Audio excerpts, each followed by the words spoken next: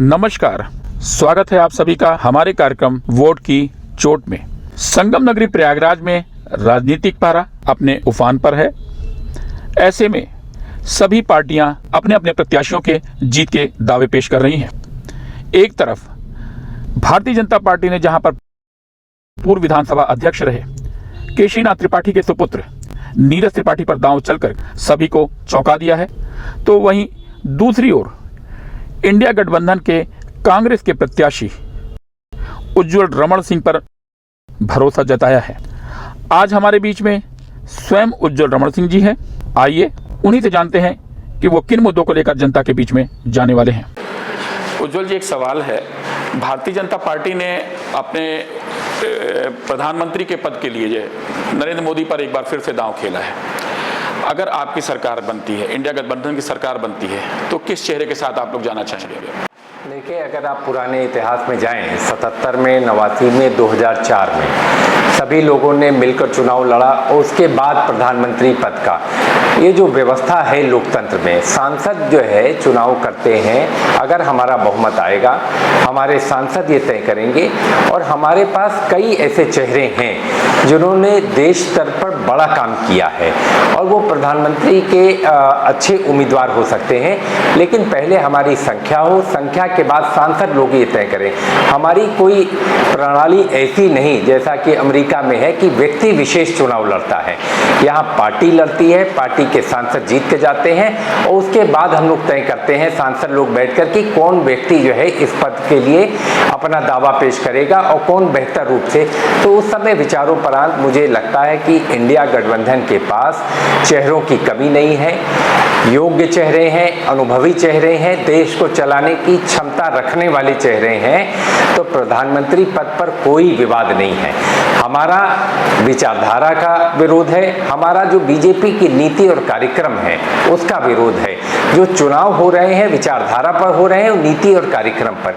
ये व्यक्ति विशेष पर चुनाव को आधारित करना ये बीजेपी के लोगों की एक सोची समझी रणनीति है, जो विषय को भटकाकर, जो विषय से अलग जाकर जो है ये चुनाव को ले जाना चाहते हैं। हमारा है कि जो मुद्दे हमने जनता के बीच रखे हैं, जो जनता जिन चीज़ों से आज परेशान है, वो मुद्दे हमारे असली मुद्दे हैं। चाहे महंगाई का मुद्दा हो, चाहे बेरोजगारी का मुद्दा हो, जनता को हम तैयार कर रहे हैं। अगर जनता ने, जैसा कि लग रहा है कि इंडिया गठबंधन की सरकार बन सकती है और बनने जा रही है, तो निश्चित तौर पर हमारा मानना है कि सांसद लोग बैठेंगे, चुनाव के बाद इस पर विचार करेंगे और एक बेहतर प्रधानमंत्री जो देश को सबको साथ लेकर, सबका समावेशी रूप में जो है विचार लेकर जो है और पूरे हिंदुस्तान का विकास कर सके, हिंदुस्तान को समेट कर चल सके, ऐसे व्यक्ति का हम लोग चयन करेंगे। इंडिया गठबंधन अलग अलग विचारधारा के पार्टियों का समागम है, जिनके अपने अपने मुद्दे हैं। चुनाव के बाद इन्हें एक रखना कितना मुश्किल है? हमारे पास पहले के उदाहरण रहे हैं 77 और 89 और 2004 में भी हम लोगों ने गठबंधन में कांग्रेस पार्टी के नेतृत्व में सरकारें बनी थी, जिसमें सबका सहयोग था। कम्युनिस्ट पार्टी भी थी, समाजवादी पार्टी भी थी। तो ये बड़ा विषय नहीं है। आज बड़ा विषय देश को बचाने का है, संविधान को बचाने का है। और जो नीति और कार्यक्रम है, अगर आप उठाकर देखें, जो कांग्रेस पार्टी ने जो घोषणा पत्र, जो गारंटी जो राहुल गांधी जी ने दी है, या समाजवादी पार्टी जी के अखिलेश यादव जी ने जो घोषणा पत्र जारी किया है, सबके कार्यक्रम और नीतियां लगभग एक जैसे हैं, बहुत कम विरोधाभास है। तो आज विषय 2004 के बाद 14 तक जो सरकारें चली, उसके कार्यकाल की अगर आज हम समीक्षा करें तो बेहतर रूप में 14 से 24 और 4 से 14, तो बेहतर रूप में 4 से 14 का कार्यकाल रहा। और मेरा सिर्फ इतना ही कहना है कि जब हम लोग सरकार बनाने की स्थिति में रहेंगे, सरकार बनेगी, तो निश्चित तौर से, क्योंकि जितने भी दल हैं उनकी मूल भावना एक है, मूल भावना है संविधान को बचाने की। और मूल भावना के तहत जो भी हम लोग कार्यक्रम लेकर आए हैं वो मिलते जुलते कार्यक्रम है और कोई दिक्कत, हमको कोई परेशानी नहीं होने वाली है सरकार चलाने में और सरकार बनाने में। लोग, बीजेपी के लोग ये जरूर प्रचार करते हैं, लेकिन उनका प्रचार जो है एक चुनावी स्टंट की तरह होता है कि वो कहते कुछ हैं, करते कुछ हैं।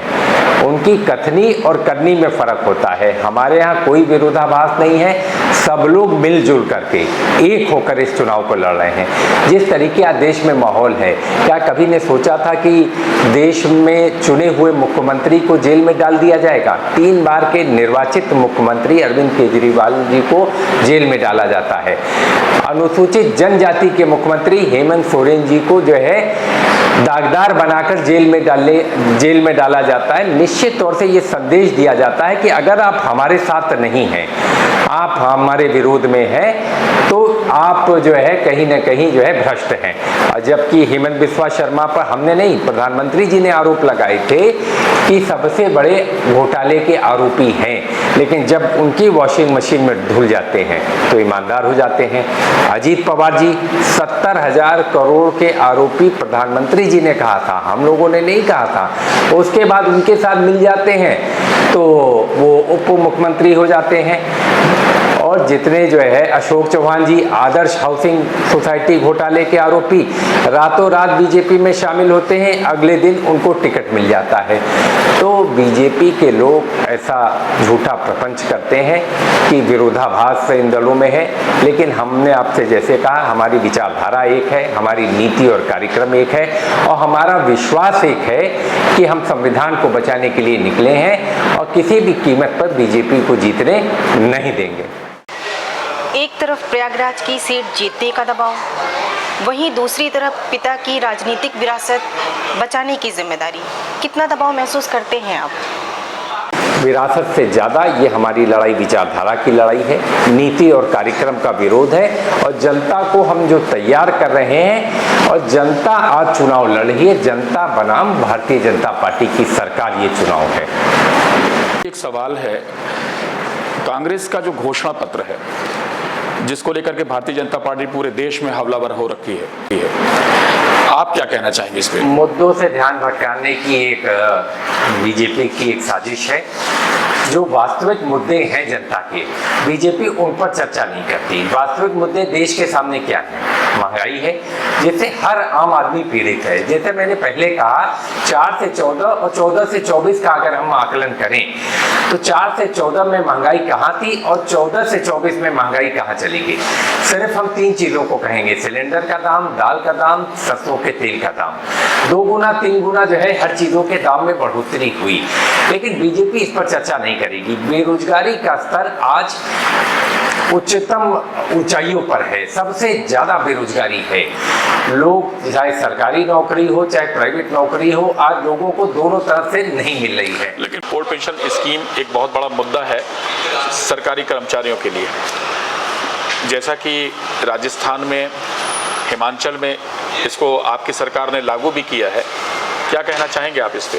हमारा मानना है कि ओपीएस होनी चाहिए, निश्चित तौर से कांग्रेस पार्टी का भी, समाजवादी पार्टी का भी। कांग्रेस पार्टी ने राजस्थान में और हिमाचल में भी इसको लागू करने का काम किया है। दोनों दलों का स्पष्ट मानना है कि ओपीएस होना चाहिए।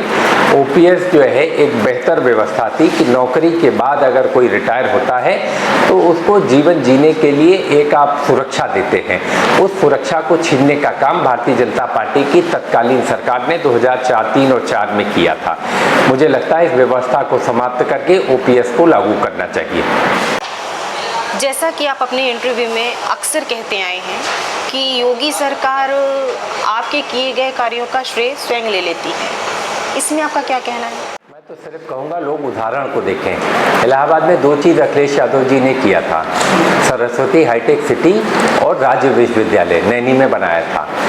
उसका बस नाम बदल दिया उन्होंने, रज्जू भैया विश्वविद्यालय बना दिया, जबकि उनका योगदान 1 पैसे का नहीं था, न उनके विचार में था, न उनकी परिकल्पना थी, और उसको मूर्त रूप भी हम लोगों ने देने का काम किया। उसमें जितना पैसा दिया गया था समाजवादी पार्टी की सरकार में दिया गया था। सरस्वती हाईटेक की जितनी परिकल्पना है वो अखिलेश यादव जी ने स्वयं किया था। बस बस बीजेपी, मैं सिर्फ इलाहाबाद की बात कर रहा हूँ, बाकी शहरों में तो एक अलग विषय है कि कहाँ क्या किया। मैं सिर्फ प्रयागराज में इन्होंने सिर्फ 2 चीज़ों को श्रेय तो वो ले रहे हैं, लेकिन उसको कराने में इनका कोई योगदान नहीं रहा है। और मेरा तो मानना है कि 10 सालों में जो है प्रयागराज में ऐसी कोई भी चीज़ भारतीय जनता पार्टी ने, चाहे कल कारखाने लगाने के मामले में हो, चाहे गाँव में लिफ्ट लगाने के मामले पर हो, लिफ्ट मतलब नहरों के मामले पर हो, या सिंचाई की और व्यवस्था करने के मामले में हो, कोई भी योगदान नहीं रहा है। 3 पावर प्लांट मुलायम सिंह यादव जी ने दिए, उससे पहले जितना भी काम हुआ है कांग्रेस पार्टी के ज़माने में हुआ है। तो चाहे कांग्रेस चाहे समाजवादी पार्टी, इन्होंने ही इलाहाबाद का बेहतर विकास किया है, बेहतर व्यवस्थाएं दी हैं, और मेरा तो मानना है कि लोग इस बात को बखूबी समझते हैं। आज आप चले जाएं तो हर जगह स्टेडियम बन रहे हैं अंतर्राष्ट्रीय स्तर के।